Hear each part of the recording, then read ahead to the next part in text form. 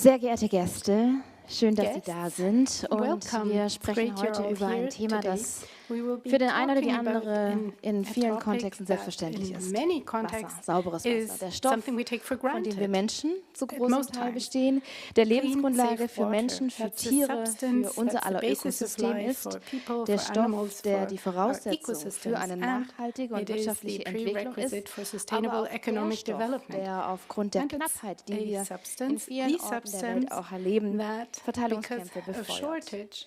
Und somit gehören Wasserressourcen und auch funktionierende Wasser- und water resources and functioning water and sanitary systems are part of our critical infrastructure. Sehr geehrter Herr Staatssekretär Flassbart, sehr geehrter Michael Mlinar, stellvertretender Exekutivdirektor von UN Habitat, sehr geehrte Marietta Jager, stellvertretende Generaldirektorin für internationale Partnerschaften.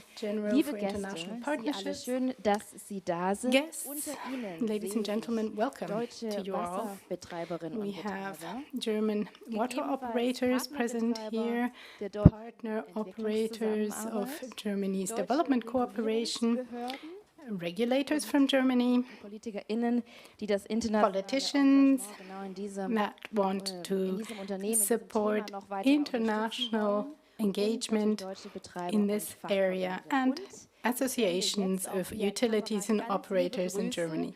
And best regards from Berlin to Bonn, to all those joining us online from Bonn. We're present on YouTube, and we have a direct link to the WCCB in Bonn, to the Global Water Operator Partnership Alliance Congress. So, greetings to Bonn.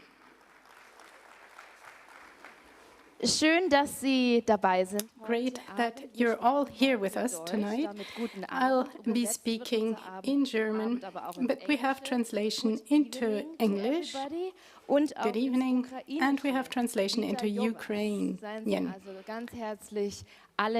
So a warm welcome to you all, and I'm looking forward to our panel discussion and to the questions you may have. My name is Kaiti Gallos, I'm geographer and will be your moderator this evening. And now I would like to welcome State Secretary Jochen Flassbart, the State Secretary at the Federal Ministry for Economic Cooperation and Development. The floor is yours. Thank you, Kati Gallos. Ladies and gentlemen, members of the German Parliament, Michael Mlinar, members of the Global Waters Operation Partnership Alliance, greetings to Bonn. Good evening. It's a great pleasure for me to be here tonight. I looked forward to this meeting. Gunda Röstl had informed me about this evening way before I received an official appointment, save the date for my agenda. We've been working together for many years in the area of sustainability and water. I think tonight's event is an important event. We're talking about an important issue. Water safety and security is one of the key goals, SDGs, of the 2030 Agenda. Each one of the 17 SDGs can be the starting point to develop all the other SDGs, and yet the SDGs are very different if we look at them, and they're at the heart of our sustainability agenda, and we have to achieve SDG 6. It's at the heart of the agenda, and it's the basis for achieving others. The goal is achieving water and sanitation for all by 2030. That's the goal that the international community committed to in 2015. And now I'd once again like to make the case for the 2030 Agenda. This is the midterm that we've reached, and we know we're way off track, not least because of the COVID-19 pandemic and the Russia's war against Ukraine. But if we're honest, we have to say that even before the pandemic, before Russia's war, we were not on track. And now things are even more difficult. And this is also true for the water-related goals, of course. 2 billion people do not yet have access to safe water, and more people yet, 3.6 billion people, do not have access to sanitation. 7 years are left. Only 7 years to achieve the SDGs, and all those involved in policy making know what the most simple solution is at any time. It's easy to say those goals were good, but the time frame was not enough. The goals were too ambitious. That's too easy to take that as an excuse, but we must not accept that. We're just before the SDG summit, and we must not succumb to giving up on the SDGs. The SDGs are even better than the Millennium Development Goals. They have added an additional dimension. It's nothing that's nice to have. This is something that affects people's lives all over the world. So it is very good that the UN Water Conference in March was a clear demonstration of the need to achieve the water goals.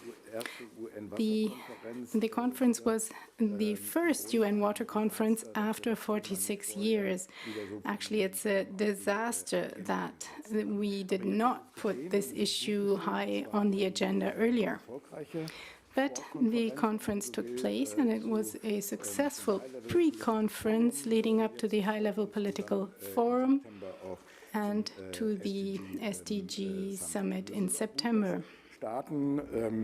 And it is good that countries, civil society, etc., have made 700 voluntary commitments in New York. I read that if they are all implemented, that will be an investment of an additional $1 billion, bringing us closer to achieving SDG 6. At the beginning, I said I was very happy to come here tonight, and that is also linked to my professional background. Water is something that I've worked on actually across my entire career. All of my professional positions, the positions I held, were linked to water. I was in the German Nature Society of Germany, and I was head of the Directorate General at the Environmental Ministry, and in these positions, I dealt with water questions. How can we ensure that the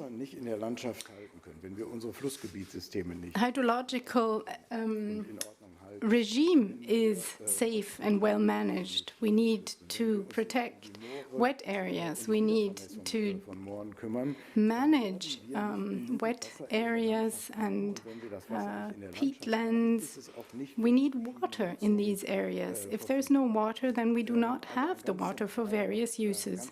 So water is a key issue at the beginning of the entire ecosystem service chain. Nature-based solutions, they all depend on water. It's about protecting water and natural resources. As the president of the German Environmental Agency, for a few years, I was head of the Drinking Water Authority in Germany, in charge of ensuring safe drinking water and high-quality water, and I was also in charge of all issues related with wastewater and wastewater disposal, and making the sewage water available in the cycle, available again for drinking water. And in my last step in my career, I dealt with the water strategy, which was just adopted by the current government, and I'm very happy that we managed to do that. We would not have been able to get this strategy through the parliament under the last government. For the first time, this water strategy looks at the entire water situation in Germany. And it takes into account growing climate stress. And this is an issue, a challenge we share with many other countries, and many other countries are even more challenged by that than we are. Now, in all that, Germany can look back on a long tradition on water management and water conservation.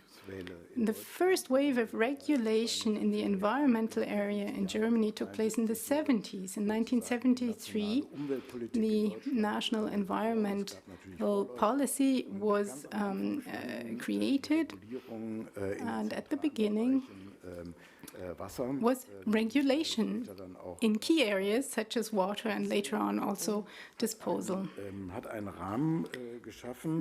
This regulation created a framework which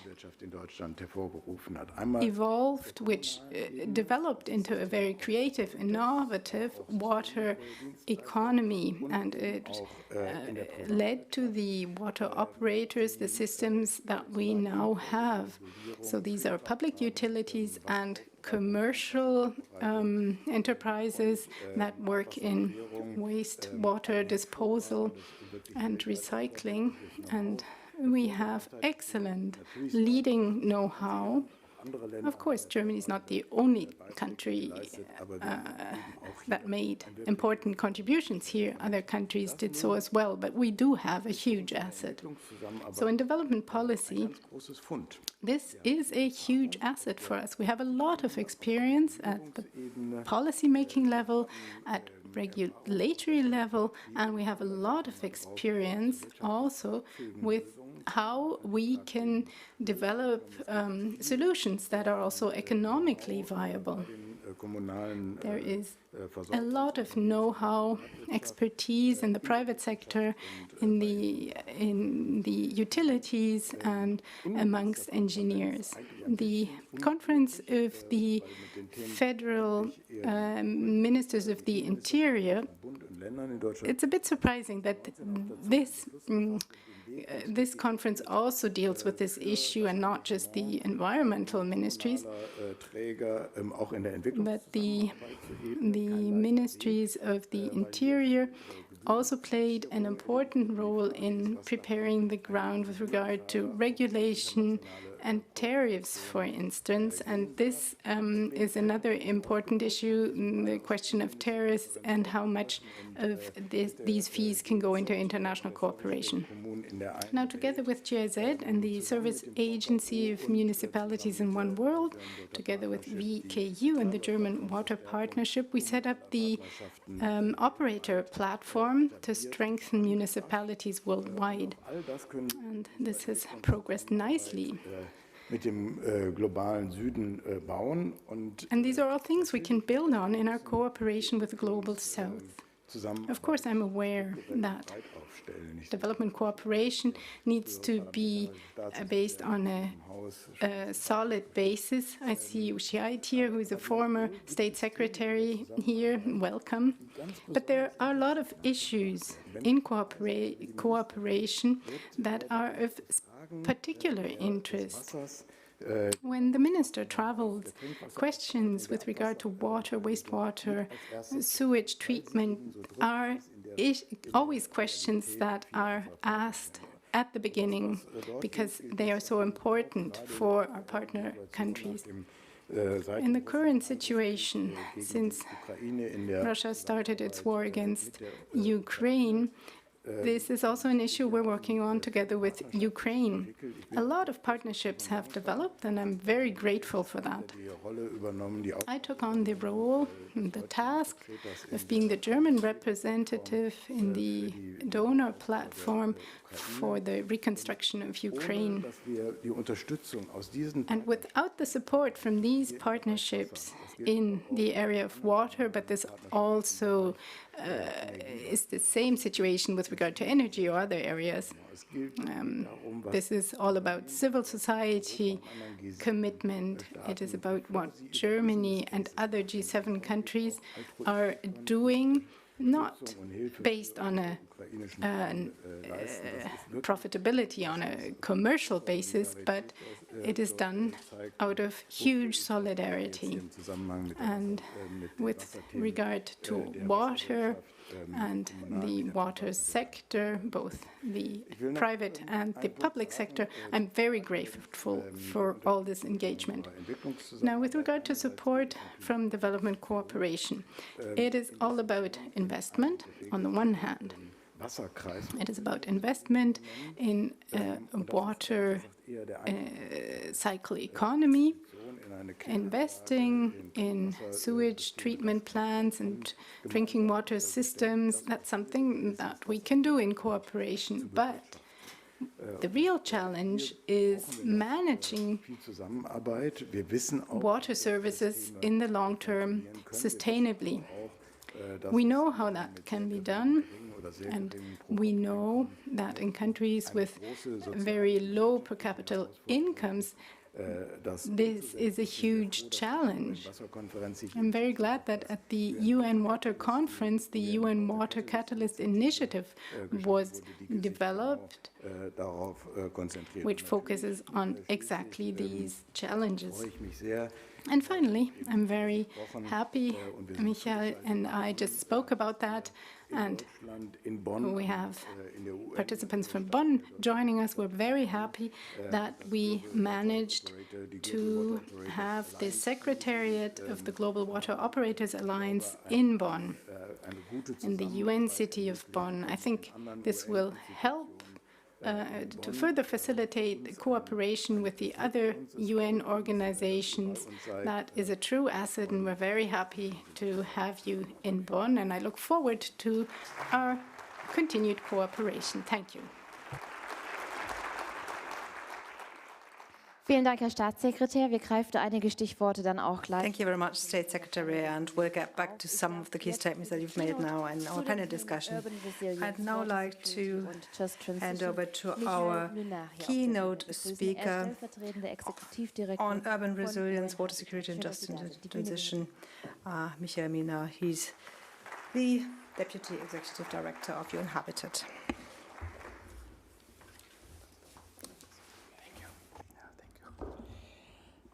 Sehr geehrter Herr Staatssekretär, State Secretary of the BMZ, distinguished colleagues, dear friends, ladies and gentlemen, it's really a great pleasure for me to join you here, both in person and virtually. Of course, greetings to Bonn, from where we just came earlier this morning from the GWOPA Congress, 5th GWOPA Congress that has been taking place in Bonn for the first time in person since the beginning of the pandemic. It's indeed an important and a strong partnership that we have had with the German government, but also with other partners, with other components of the UN system.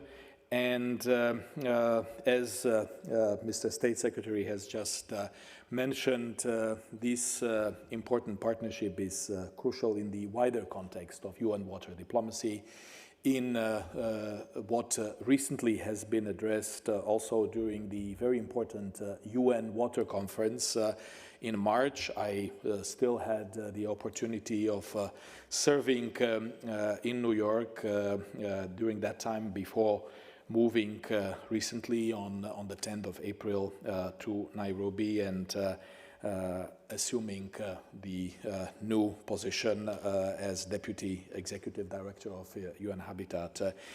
I wish to thank the government of Germany for inviting UN Habitat and myself to this meeting.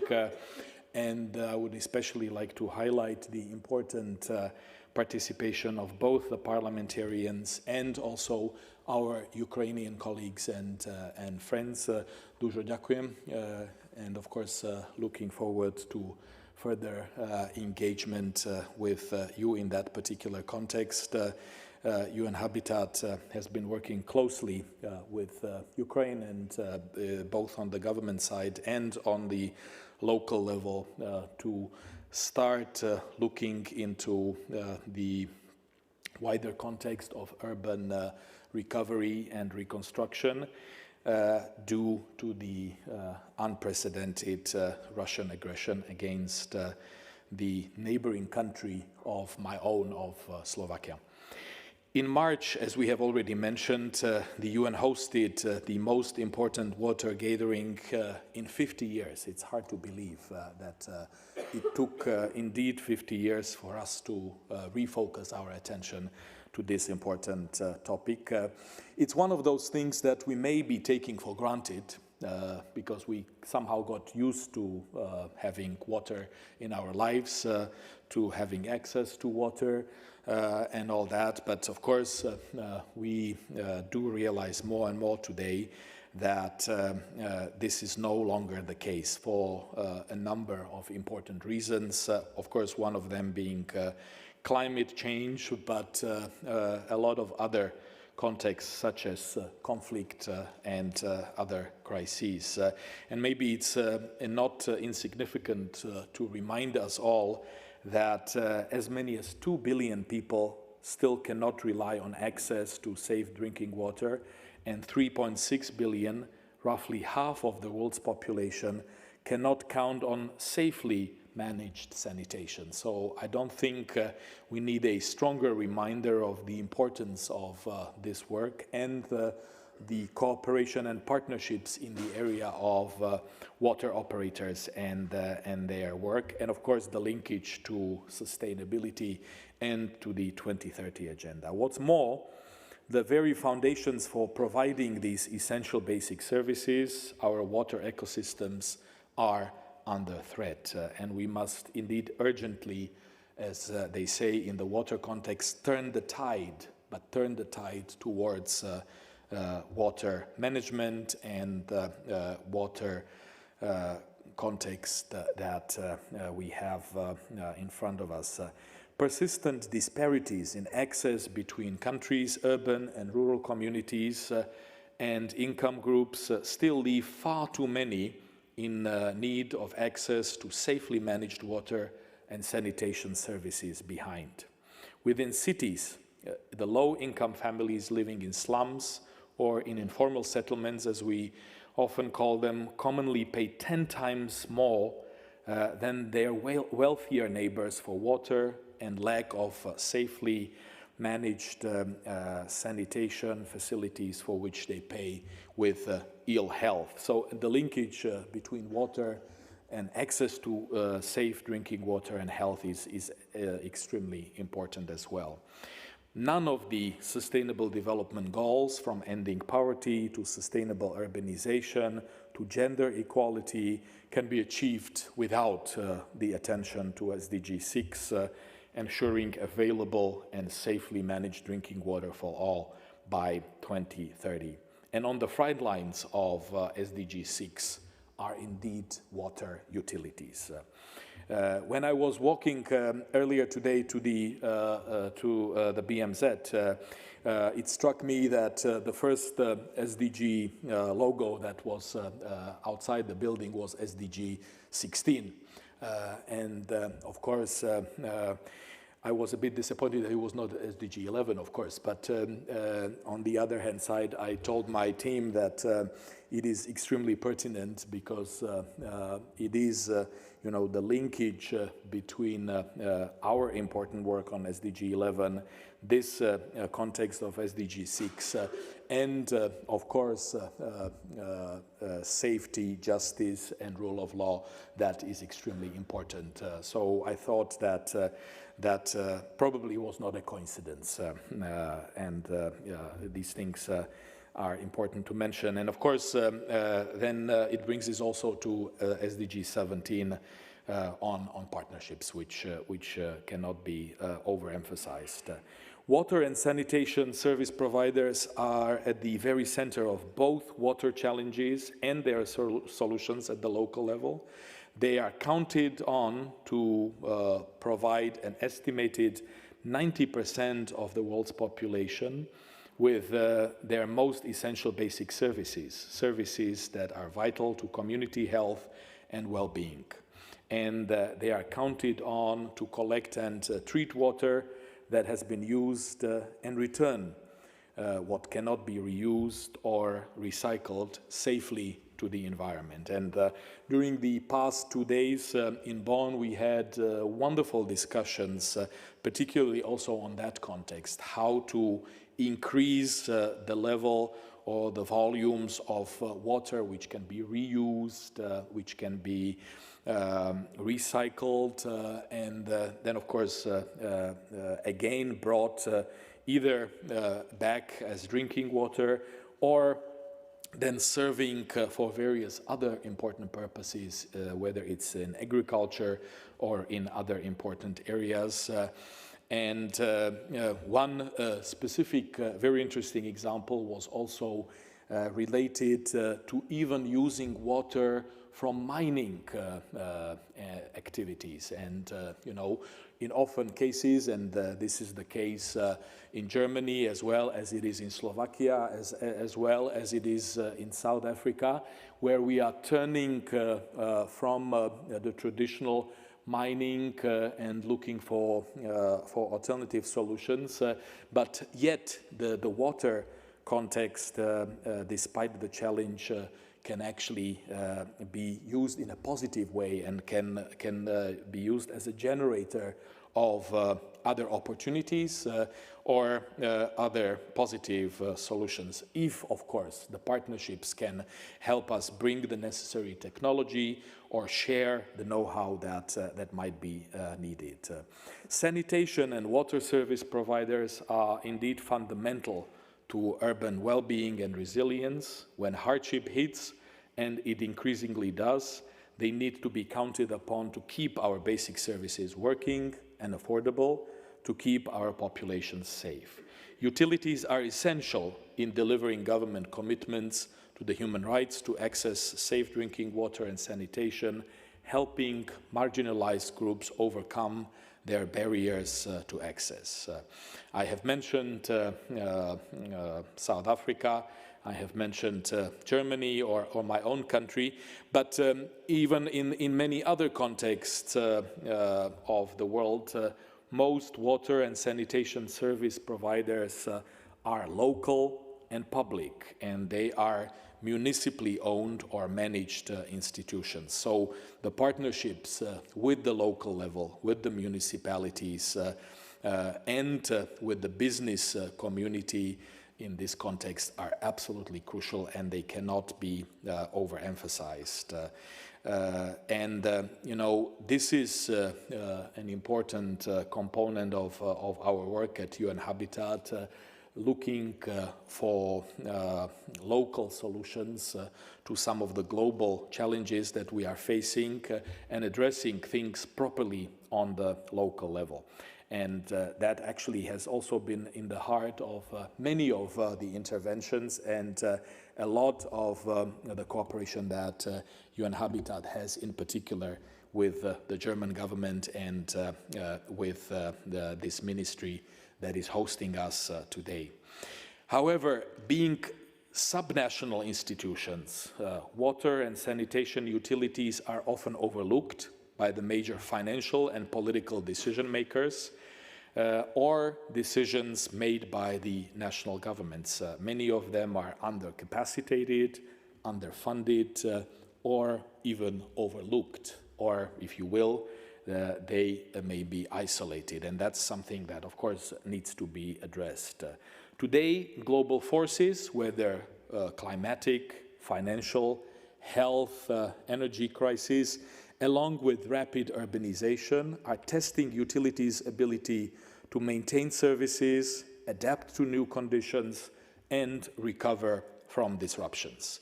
Water is increasingly either in short supply or sometimes in oversupply. I was horrified yesterday as I was watching some TV shots or videos from my own city, from Bratislava, from Pressburg, which was showing us, a situation where after some heavy rains, the road infrastructure was completely blocked, and there were some strange discussions about, why this was happening, but something important was missing, and that is the fact that there are good reasons for why these things happen when, for example, there is heavy rain. And of course, we have still not found solutions for how to even turn this situation, or how to be able to use water in such situations for storage, for other purposes that might be necessary. Because in other parts of the same country, we were experiencing water shortages, which is quite unfortunate. And it is a proof that these things are not happening only in Africa, but they can easily be also happening in Central Europe. And of course, you have recently seen it in Italy as well, the disaster that was brought by what we call 100 years water. We should be able to learn from situations like that. So whether it is drought or flooding, rather than balancing out, actually exacerbate one another, making these events stronger and more frequent. Heat, storms, and other extreme weather are also having a major impact on utilities, infrastructure, day-to-day operations, and long-term planning. Because it's easy to start blaming even the water operators for things that they cannot necessarily influence, or that they objectively were not able to be prepared for. But we need to look for collective solutions. That's, of course, the lesson that I'm trying to emphasize here. Water quality, too, is diminishing due to failure to curb pollution and the degradation of the natural systems we have always counted on. Many utilities are also now having to pay high costs to replace the invaluable work of ecosystems they used to count on for their services, such as water treatment. Others still are seeing their infrastructure targeted by warfare or collapse in floods and earthquakes. At the core, water and sanitation service providers do similar work despite their vastly different contexts. They capture, purify, distribute, collect, treat, ideally reuse water. Their staff include hydrological modelers, customer service representatives, structural engineers, laborers, laboratory technicians, financial administrators, bill collectors, quite a wide array of tasks and roles. There are many specificities and innovations on the way. However, their core work is very similar. And I am mentioning all that because the capacity building, but also the experience sharing, is extremely important in this context. We had some very interesting discussions also about countries in the Southeast Europe, in the Balkans, and in some parts of the former Soviet Union, where some of these contexts are still far from addressed, and we can collectively do more also on, as these countries in Southeast Europe in particular are on their way of preparing their structural systems and their governance for future European Union membership. So we have some important task to collectively achieve also in that context. So enormous potential for local water and sanitation service providers to help one another cannot be overemphasized. UN Habitat is the global convener of local and regional governments and urban stakeholders, and we are very proud of serving in that capacity throughout the UN system.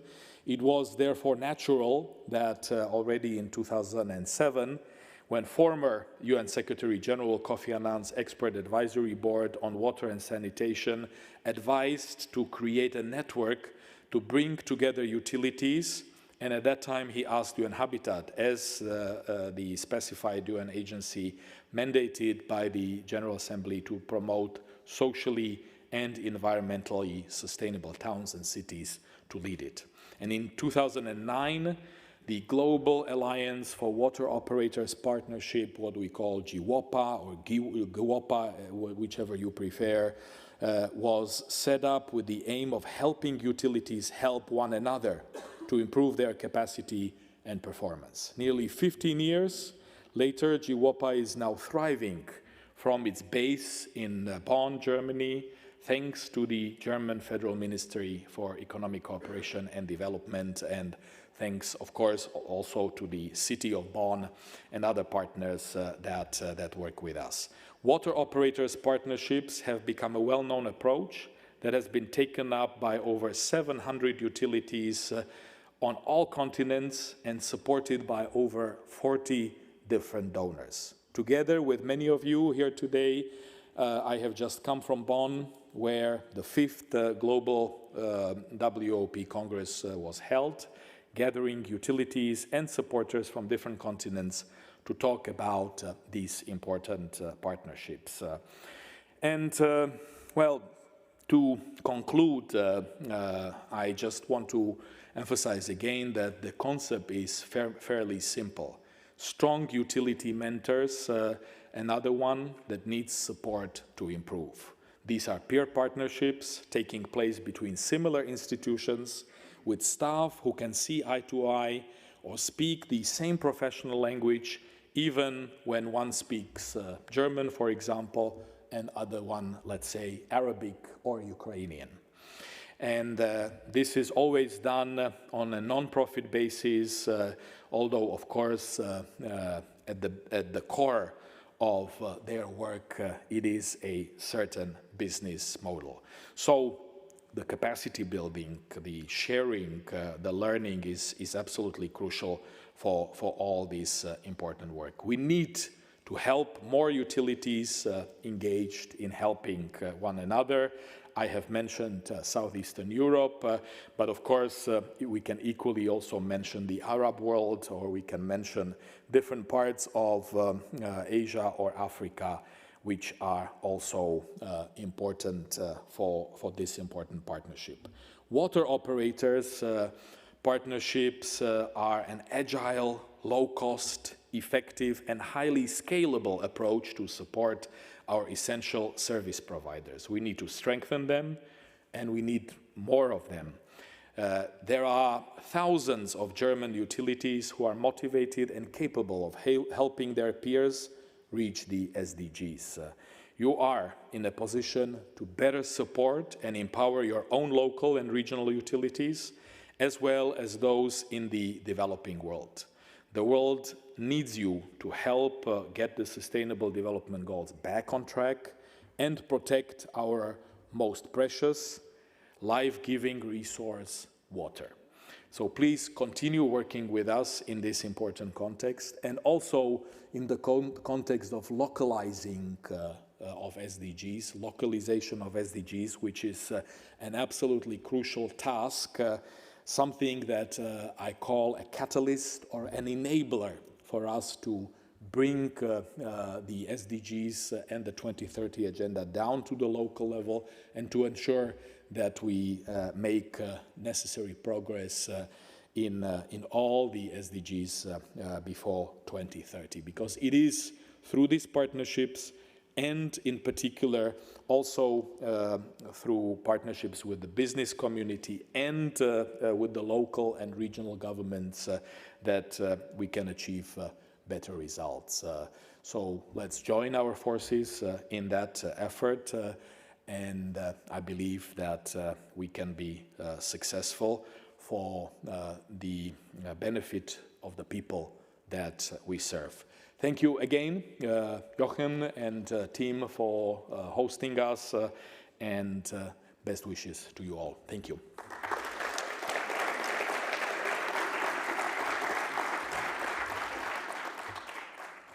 Thank you very much, Michael Lünach. Thank you for your keynote. Vielen Dank für Ihre Keynote. Wir kommen jetzt zu unserer Podiumsdiskussion mit der großen Frage natürlich, welchen Beitrag and the big question is, what contribution operator partnerships can make for accelerating progress towards SDG 6.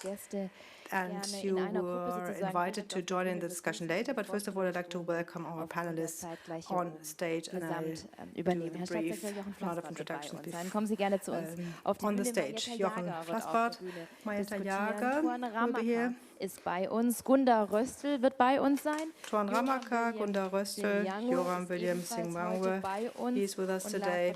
And last but not least, Carsten Specht. So please give them a big hand. A big round of applause for our panelists. Thank you. Wer online gleich zugeschaltet sein wird, ist Kitty van der Heyden. Da kommen wir aber gleich Kitty van der Heyden will be joining us online. Jochen Flassbart bei uns in der Runde, Secretary aus dem Bundesministerium. Jochen Flassbart is here from the Federal Ministry for Economic Cooperation and Development. Then to his left, Marietta Jager. She's currently the Deputy Director General in the Director General for International Partnerships, DG INPA at the European Commission. We're very pleased to have you with us. She's been working for the European Commission since 2005. She was a Director for Security, and then she was in the Director General for Energy and Transport, and before she was a member of the Ministry of Foreign Affairs on Slovenia's accession to the EU, and was Slovenia's first Deputy Permanent Representative to the EU.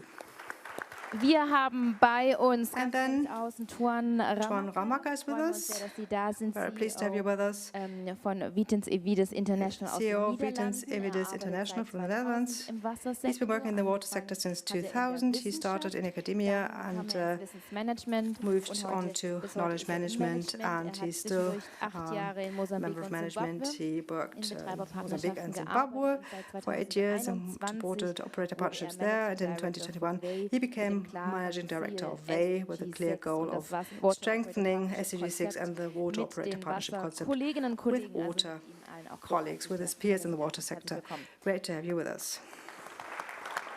Wir haben in der Mitte von and at the center, in the middle, there's Gunda Röstl. She's the chairwoman of the board of the German Water Partnership. She's also commercial director of Stadtentwässerung Dresden and an authorized signatory of Gelsenwasser AG. And she's also been a deputy member or deputy chairwoman of the Council for Sustainable Development since the beginning of this year. Wir haben hier auch in der Mitte Mr. Joram William Singh-Wangwe is with us. He's the managing director of Lukanga Water Supply and Sanitation Company in Zambia. He's an expert on commercial water supply management and the provision of water and sanitation services in the global south. And before that, he worked for Lusaka Water Supply and Sanitation Company, which is the biggest water and sanitation company in Zambia, where he was a leading engineer for non-revenue water management. You have a translation device, right? All right, so you're equipped. Wonderful. Last but not least, Carsten Specht, sitting next to me. He's the vice president of the German Association of Local Public Utilities and the managing director of the Oldenburg East Frisia Water Association.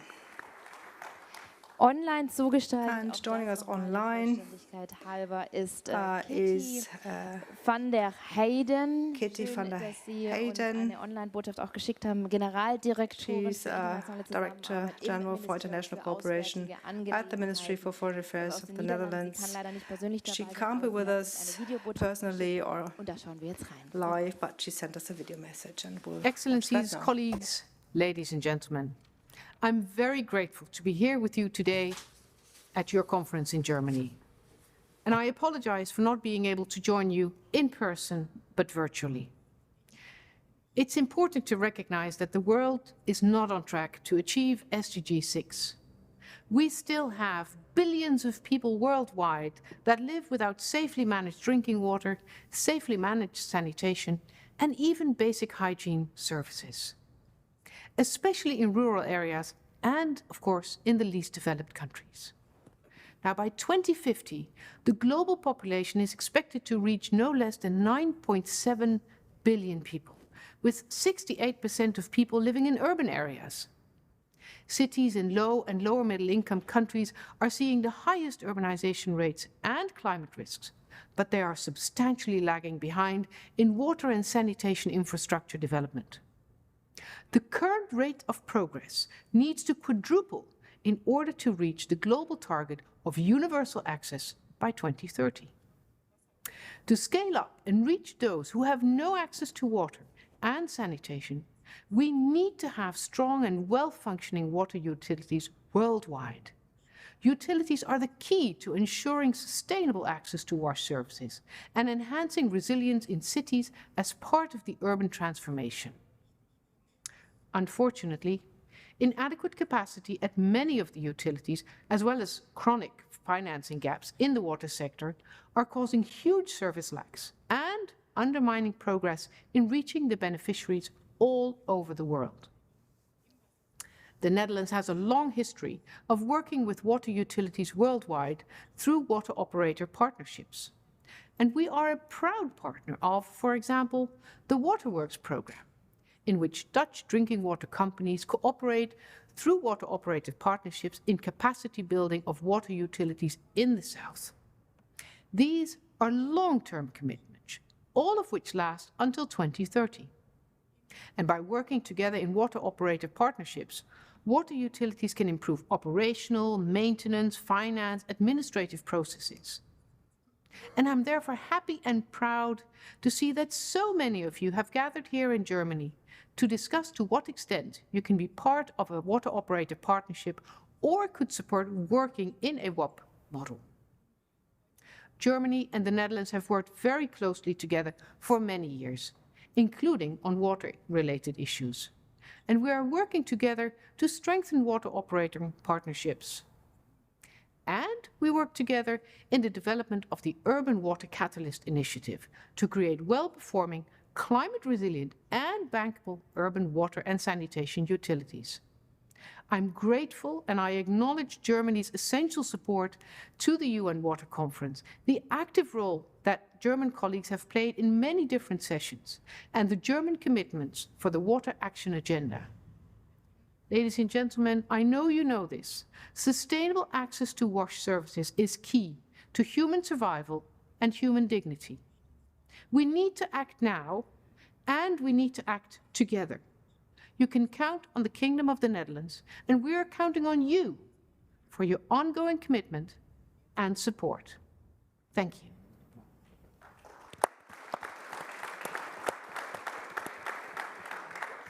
Vielen Dank an Kitty van der Heyden. Und ich sehe ganz viele von Ihnen. Thank you to Kitty van der Heyden. And I'm aware many of you have taken out your photos. You're taking pictures with your mobile phones. And we want to have a short survey here. And this will also include the participants joining us online. The question we have prepared, we want to create a word cloud. Now, the question we want you to answer is, what contribution can operator partnerships make to achieve universal access to water and sanitation? So, what is your priority? What comes to mind? What do you think of when you think of contributions made by WOPs? What is a special area you would like to focus on? Send us your thoughts and comments. We want to highlight, we want to put the words you send us up on the screen. I see the first terms are reaching us. It's great. These new formats, the hybrid formats, allow us to be joined by panelists, participants online, and we are able to bring together various groups of participants, the group in Bonn and the group here in Berlin. Now, I will just give you a few of those phrases. Capacity building is one term, cooperation. And of course, the more a term is sent in, the larger it is printed and the more centrally it is placed on the screen. Wonderful, thank you.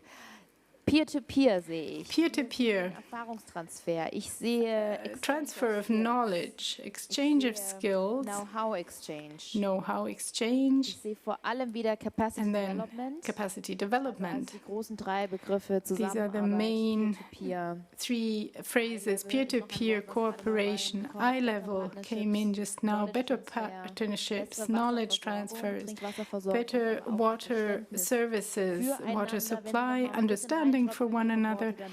Now, as more terms come in, this cloud evolves, capacity development, exchange, cooperation, understanding, job shadowing. Those are terms we have on the screen, learning from one another, and supply, security of supply. So thank you very much for sending in your terms and phrases. Thank you to the guests joining us from Bonn. So the question we want to look at is, what is the added value of operator partnerships? That is something I would like to talk about with you. Ms. Jager, maybe I can start with you. Our perspective here is very global, the perspective we've just heard. Now I would like to zoom in on the EU.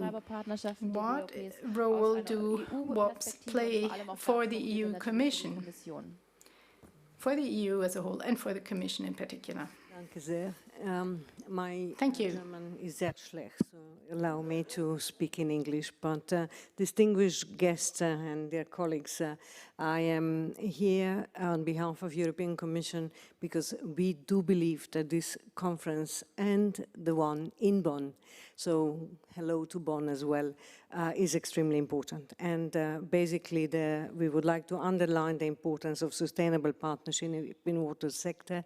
And I would like really to say very big thanks to the Staatssekretär Fleischbach and basically all the colleagues here for organizing this conference together with WOP and basically inviting the European Commission. Why I bother to come to Berlin? Because we need to keep the momentum after the New York conference, and that is my first message. SDG 6, many of previous speakers said it well, is off track, and we need to do more, and we need to do more now. And basically, we need to keep the momentum. We need to use the high-level political forum now in July in New York on the review of SDG 6 on the water momentum. Basically, we believe that the long-term impact of the New York conference will be ensured only by daily follow-up of all of us. So all the outcomes of the New York need to be translated in the resolution, in the binding language. and all our commitments, including the one that we made on behalf of EU, and I had the privilege to be in New York. Basically, we did a commitment not only on WASH, but on transboundary cooperation and multilateralism in water. Basically, we need to work together in partnership, and we need to redouble our efforts to bring the SDG 6 back on track. I mean, again, it will be very difficult. For example, EU pledged to support improved access to safe drinking water and sanitation for 70 million individuals by 2030. But also we pledged that we will use not only our grants and loans, but all innovative financing. And that's why you all know that the World Bank predicted that we need around 114 billion per year in order to bring the SDG 6 back on track by 2060. And therefore, I also had the pleasure, together with Kitty and the representative of Germany, to basically do the initiative of the Urban Water Catalyst initiative. And I would like to say this is my second reason of being here.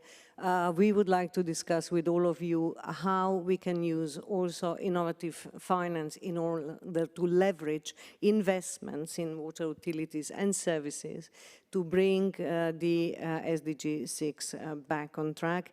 And I'm very proud to announce that the European Commission decided to basically grant KfW 112.5 million euros to guarantee the Urban Catalyst Fund, because we believe that this was a game changer and that we need to bring the private sector in.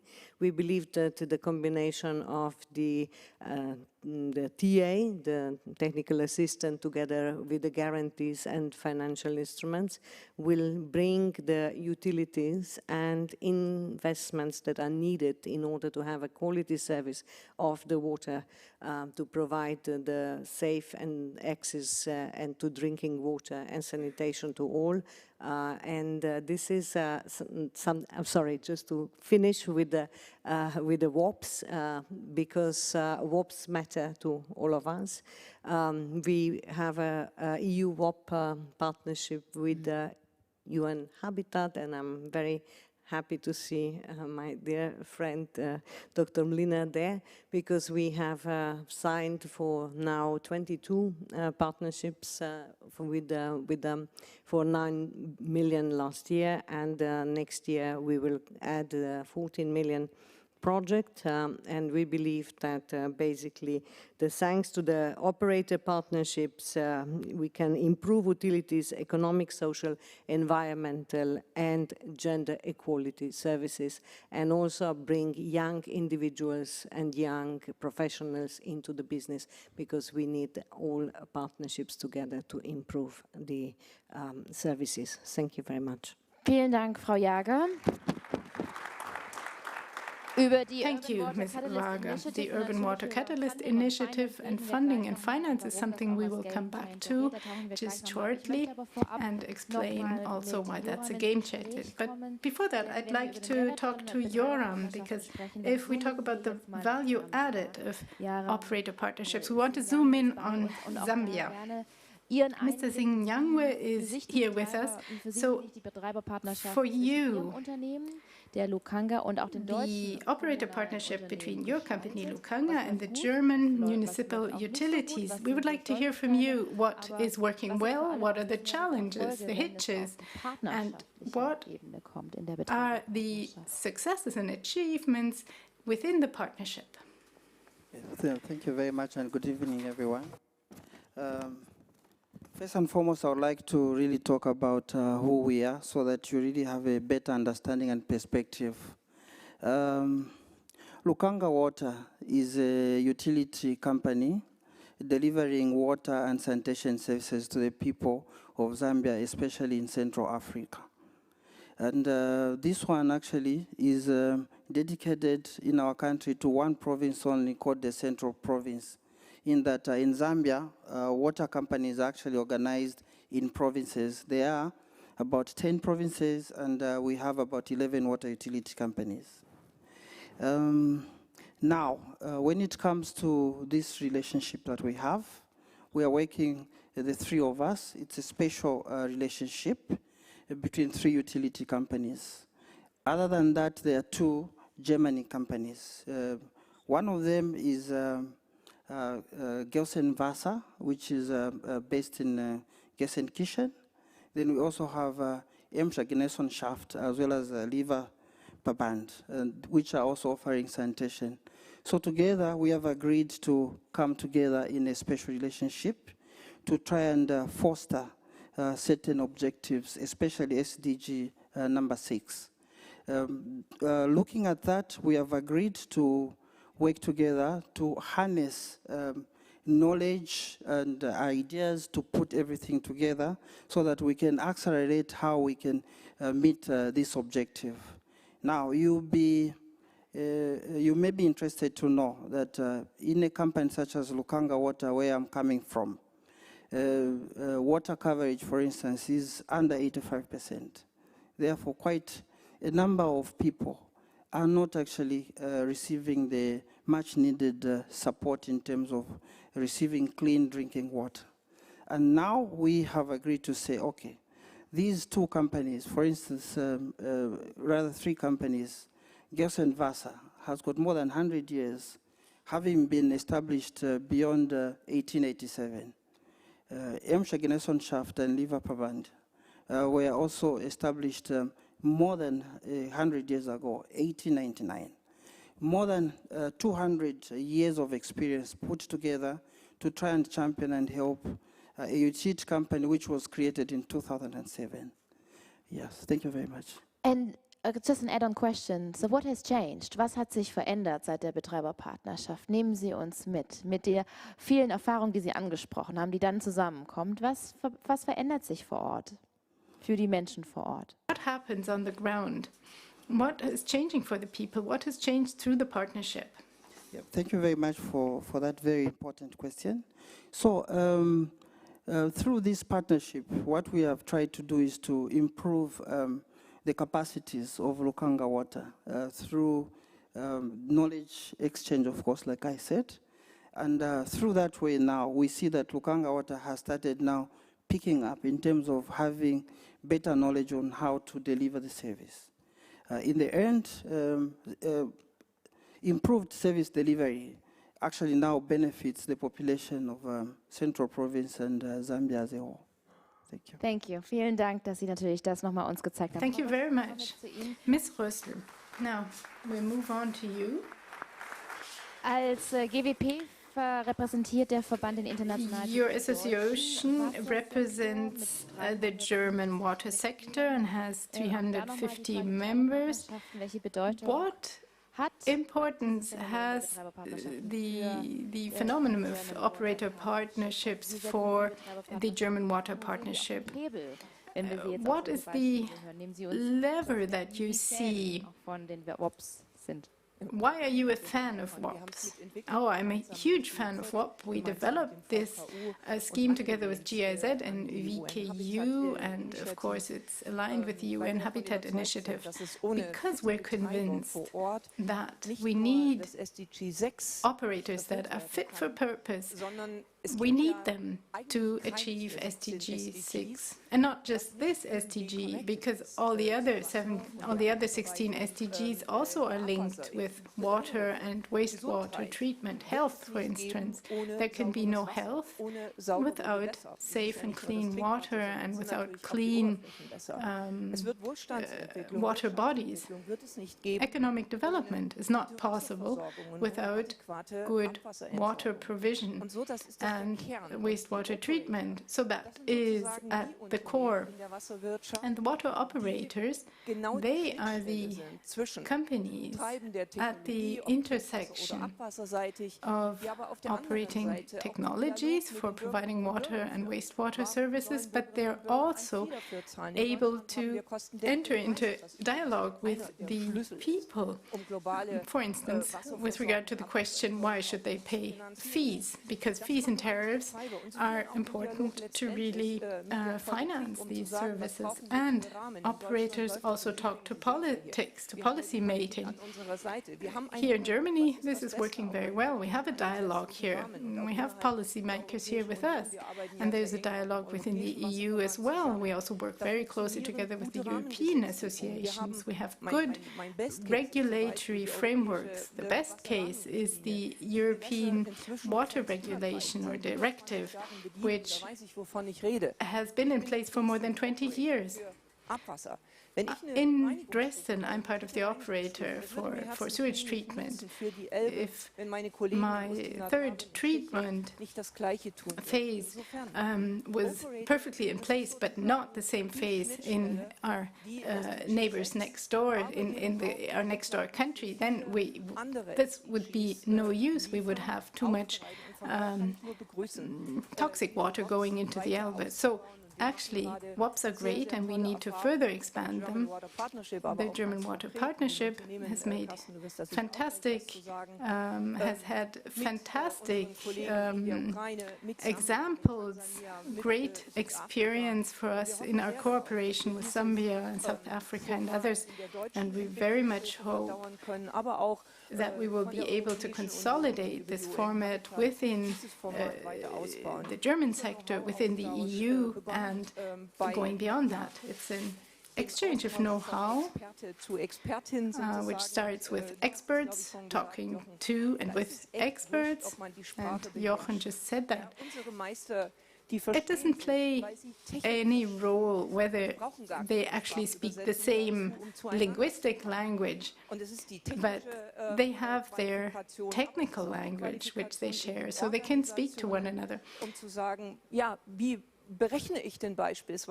Other areas that we need to work on are how do we calculate cost-effective tariffs, for instance. Long-term budget calculation, for instance. So I'm very much in favor in further developing WAPs and expanding them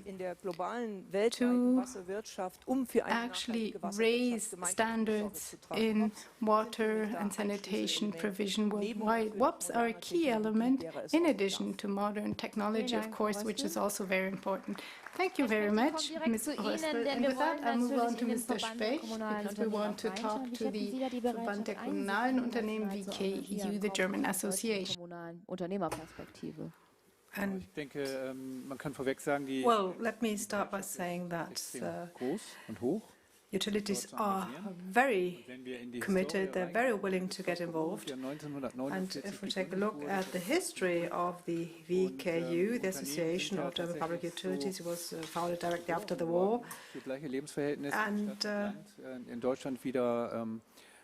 our association was born out of the plan to ensure equal living conditions in rural areas and in cities. So municipal authorities on the ground take part, and of course 1,500 companies, public utilities take part, and then we have 800 utilities that are responsible for water and sanitation. So we have shareholders that are local authorities or utilities, so they have to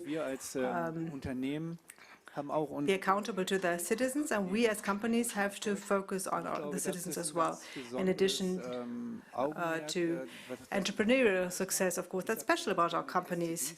The SDGs, well, we've been implementing them since 1948. And that's why we were founded.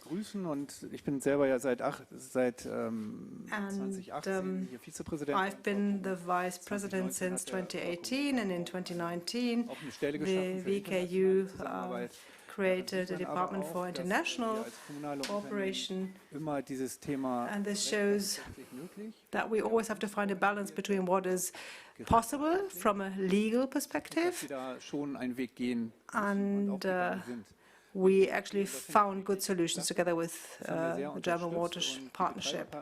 And the water operator partnerships that we have show that it is actually working. It works very well. These partnerships make fun. They're a lot of fun.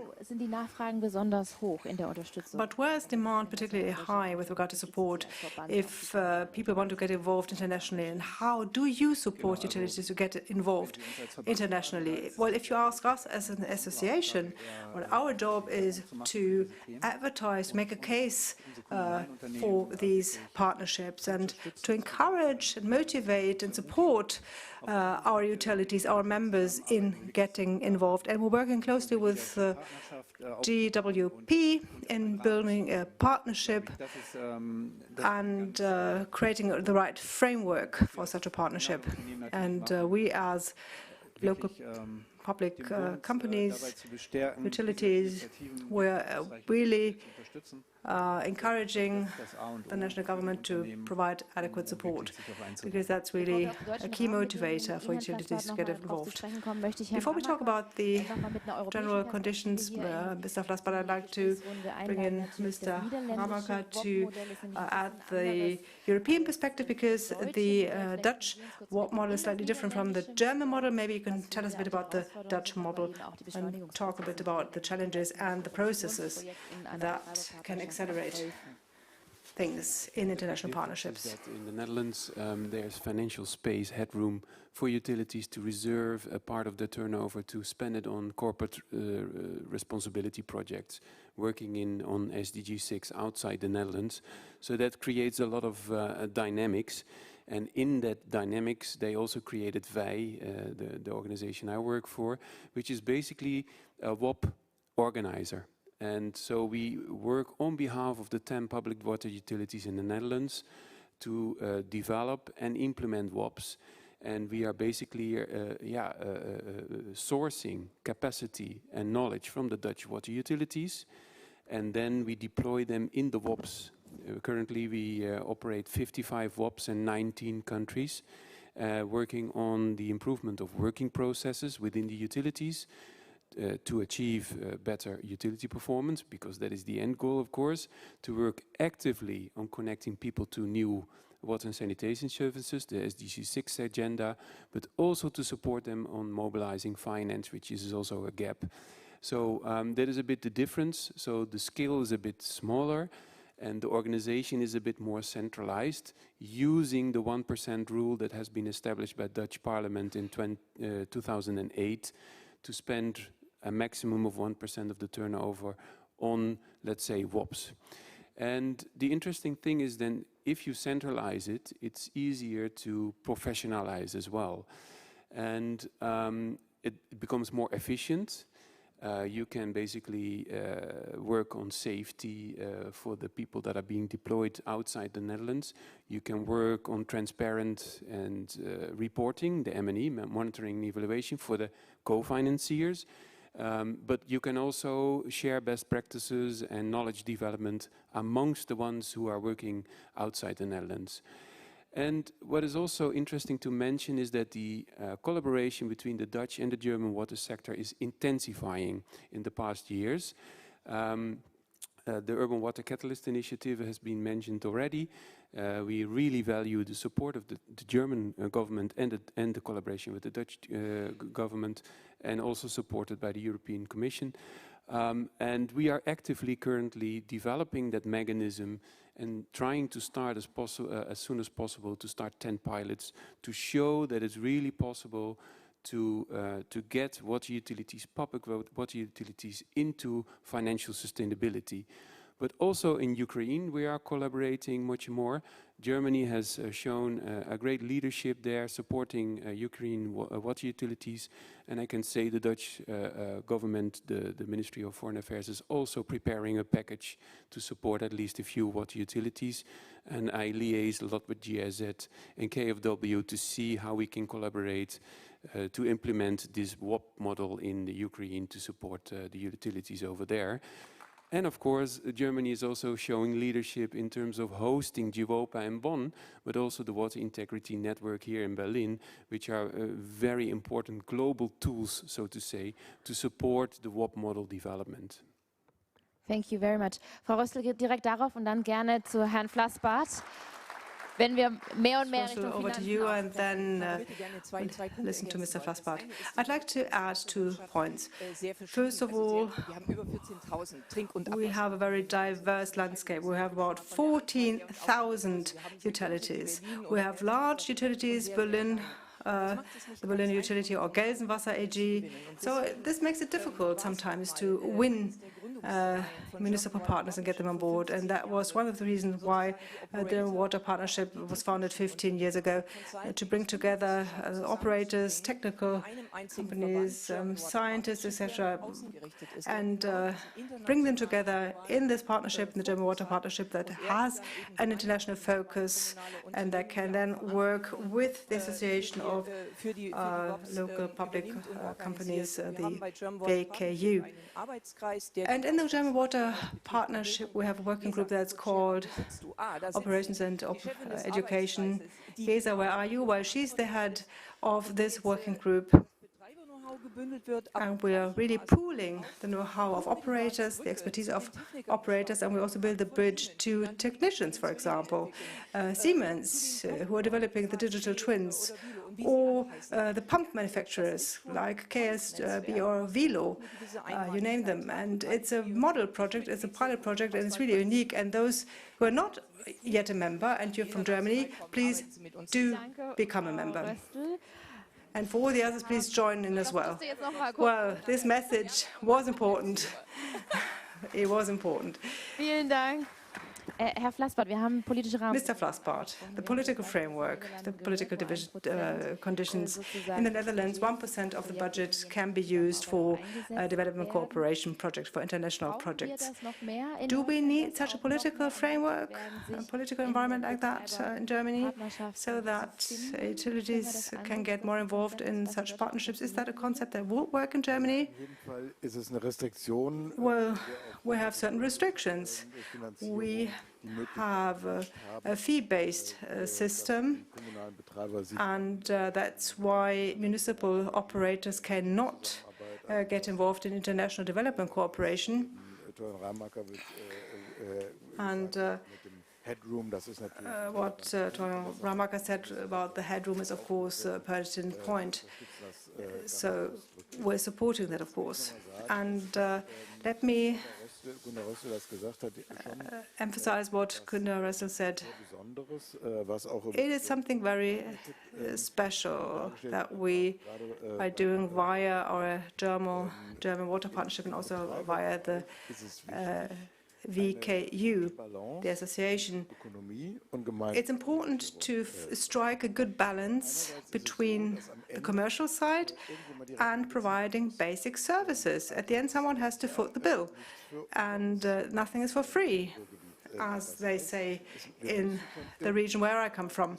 So we have to ensure that utilities recover their costs. And of course, we need innovative instruments, yes, but essentially we need viable systems over the long term that obtain some kind of fee. You have some kind of fee-based system. And I went to Iraq shortly, and Iraq is one of the countries that is most severely hit by climate change and its impacts. And it has a water system with the Tigray River that, contrary to the River Rhine or the Mekong River, has no cooperation on river areas. And in such a country, providing water for free is simply not a viable option. It won't work. And the challenge is to set up a system that doesn't leave behind the poorest of the poor, that the poorest of the poor still have access to water. But you do need to set up a new system. You need financial innovation, because once the system is up and running, Once the system is operational, you will see and feel all the benefits of a well-functioning water system. In the health sector, for example, you will have companies that rely on water for their operational processes. So it does make sense for the economy once the system is up and running. So we need to make the link. We need to build the bridge. Well, water operator partnerships, especially at the municipal level, well, they provide opportunity for building these bridges. Well, thank you very much, Mr. Specht, and maybe Mr. Specht, you can talk a bit about your successful project with Ukraine, what experiences you've made, and what levers you see, what starting points you see for making headway, for advancing this issue further. Well, we have the solidarity based partnerships and in South Africa as well. Und am Ende ist es tatsächlich genau das, was gerade Buffalo City region, and it's really about the experience and expertise of operators.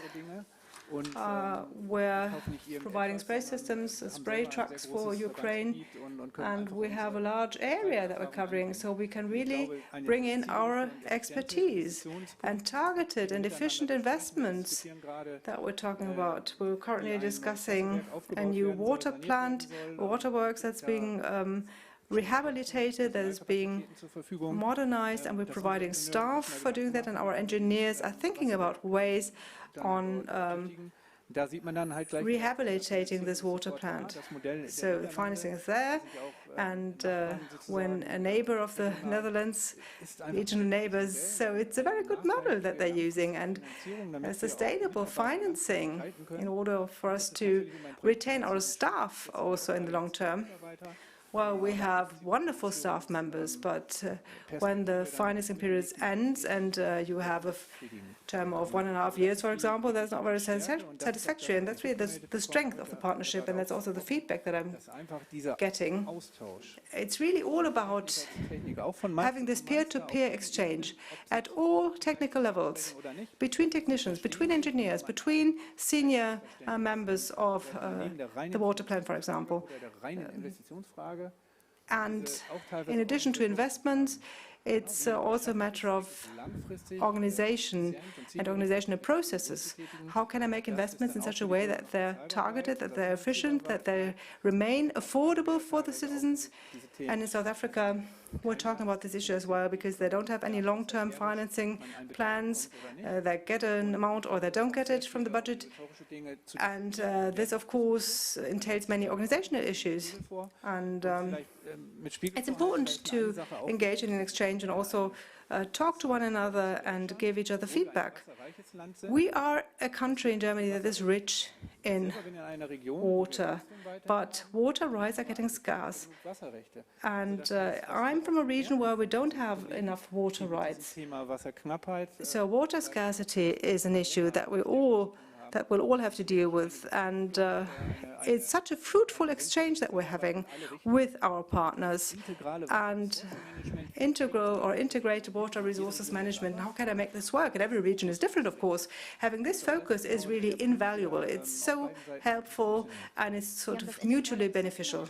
You talked about integral resources management, and I'd like to come back to the financial architecture of the water economy, because it is changing, it has to change.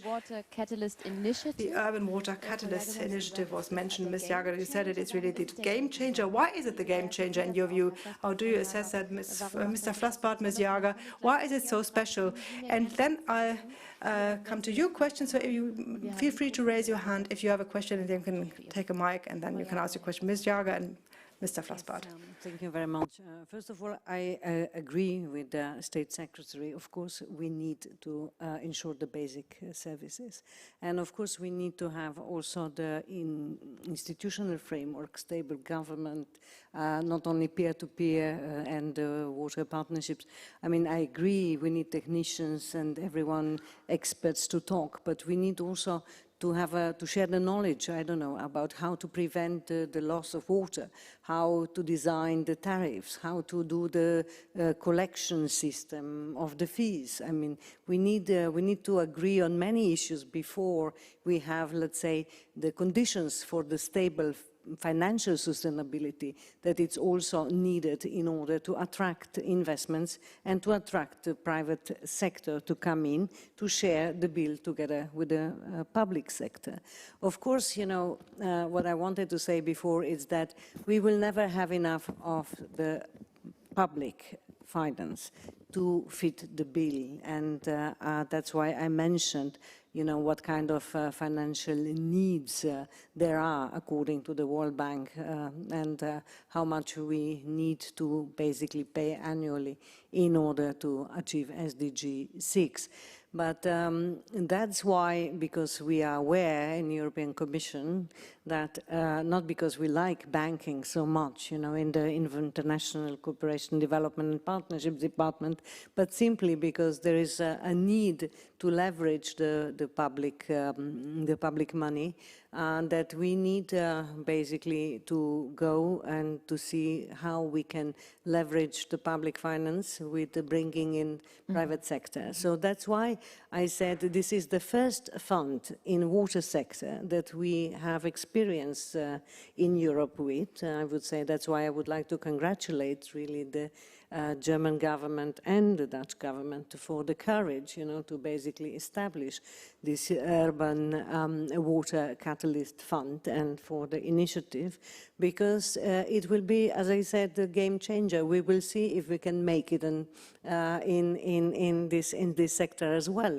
and that's why I would like to have a huge partnership with all stakeholders, with water utilities, with private sector, philanthropy, with UN agencies. We need really to work together to make the enabling environment and the capacity to basically put together the conditions in order to succeed with this project. And on behalf of European Commission, I'm here to commit our part in the in this successful project to bring it to the end. So Merci. Thank you very much. Danke, Frau Jager. Herr Vlasbart, mit dem Blick auf den Thank you, Ms. Jager.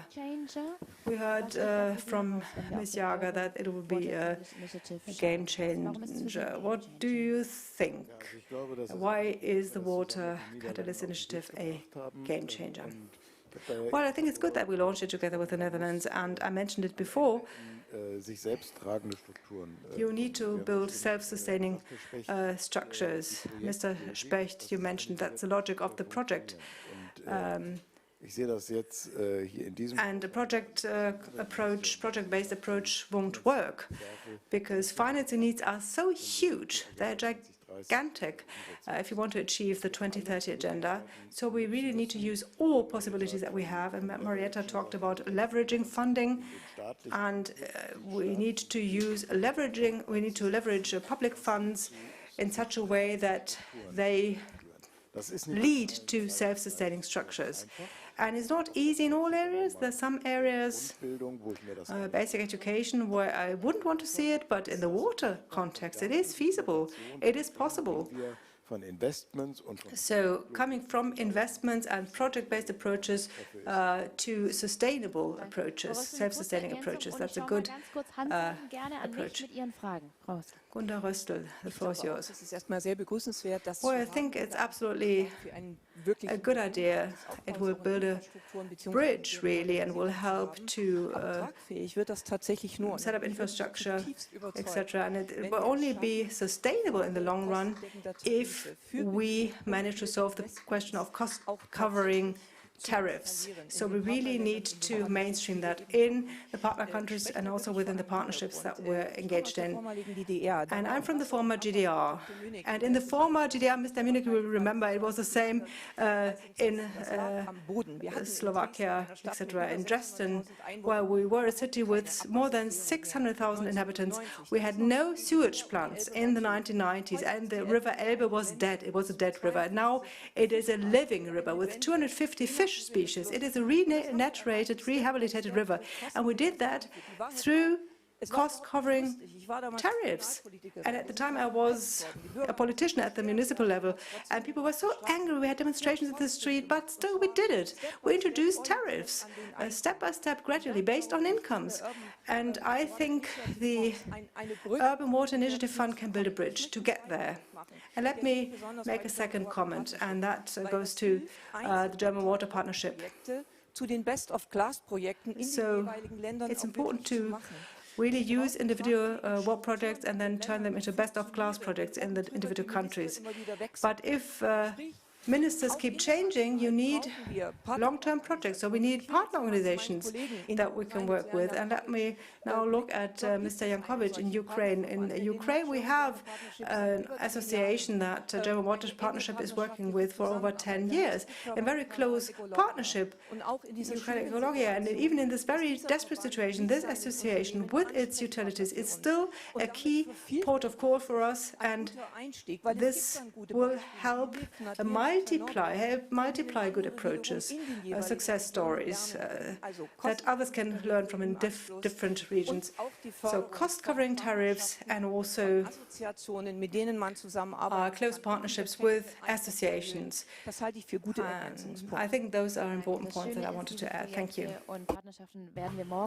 We will hear more about such projects and partnerships. We will continue our event tomorrow morning, and we will have these colleagues up on stage. I'm looking forward to that. Now, we have a microphone. Please introduce yourself briefly and give us your question. My name is Claudia Wendlein.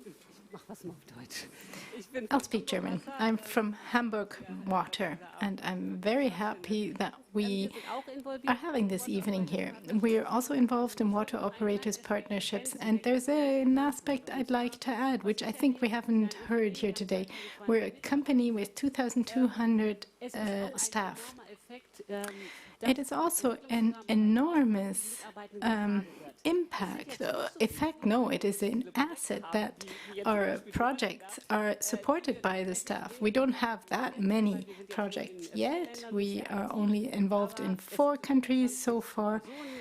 20 staff members are very active. A few more are active on an on-off basis. In our internal discussions and in our efforts to mobilize the people, I can see that there is huge support. 2,200 staff, so all our staff, are backing the WAPs. And that's actually excellent to have so much headwind. No, it's so much wind supporting us, actually. That's a huge added value. Now, if we think of the 13 or 14,000 utilities we have in Germany, then there's a lot of potential in that. There are so many people who work in these utilities. Some of them may not be able to become actively involved. They have small children, they're not able to speak English, etc. But for me, it is a real asset, and I'm very proud to be part of these projects. Now, that's a point I wanted to make, and there's something else I would like to mention. Part of the projects will end in mid-next year, mid-2024. We've mobilized a lot of people. Many of our staff are very motivated. Now, if we were to tell them a lot of the project proposals are turned down, there's a lot of frustration potential in that. Now, Mr. Flassbart, you said that the political backing, which you mentioned, is extremely important for us. And there's something else that's important for smaller operators as well, that maybe they have a regulation that they can use, if not 1% of our turnover, then maybe 1 per mil of the turnover. That would be very helpful. If such projects are off, and running, then they work well, but I think we can reduce the overheads. That's a point I'd like to make. Right, thank you. I think there are no other questions. And so I'd like to come back to Mr. Ramaka. The issue that we just heard, mobilizing staff, people in the utilities to get them really engaged and committed to the project. Is there something that you're also seeing? Because I can completely confirm the importance of working in WOPs for the workforce in the Netherlands in this case. So working in WOPs is a part of your social responsibility to share knowledge and to allocate money for that. But we hardly talk about the advantages of the workforce in the Netherlands. We have a limited labor market, I think the same in Germany. It's difficult to attract young people. So what we noticed is that the water utilities are actively promoting working in WOPs in their, let's say, job advertisements. And a significant part of the youngsters that come into the graduated engineers, for example, and other types of staff, when they enter the water utility and they indicate that working in WOPs was for a significant part the reason to join the water utility. That's first of all. Secondly, then the water utilities have trainee programs, so to basically to train the youngsters who have entered the water utilities. A large part of those trainees need to go as part of their traineeship to a WOP for 3 to 6 months as part of their personal development and to make them better engineers or management. And thirdly, it's maybe even more important, is to retain staff, because there's a huge dynamic on the labor market. People are going in and out, and a large part of the workforce, and we know we need to retain knowledge because our engineers, they need to work for us for 5, 10, 20 years because they have the institutional memory of water production, integrated water resources management. That is not something that you do in 1 year and then leave and then build up new knowledge. Yeah? You need, a large part of your workforce needs to be there, and also for them, to retain them, working in WOPs is an important factor to keep on working for public water utilities. So that is the other side of the coin. It's to give, but also to take. Ich würde hier vielen Dank für diese Ergänzung. Ich würde hier einen Punkt setzen, weil ich mir... Thank you very much. Unfortunately, we're running out of time, and the kitchen will complain if we don't stick to the timetable more or less, because there's warm food waiting for us, there's dinner that's been prepared. Now I think we can continue with informal networking, and we will continue our discussions tomorrow morning when we continue our event, and I look forward to that. And I would like to say thank you to State Secretary Flassbach, Marietta Jager, Gunda Rostal, Joran Williams, and Carsten Specht. Thank you all for being here, and I look forward to continuing our conversation tomorrow. Thank you to Bonn as well for joining in, and greetings to Bonn from Berlin. Great that you joined us. And tomorrow we'll continue, and that will be the more practical part. I look forward to that. Have a good evening.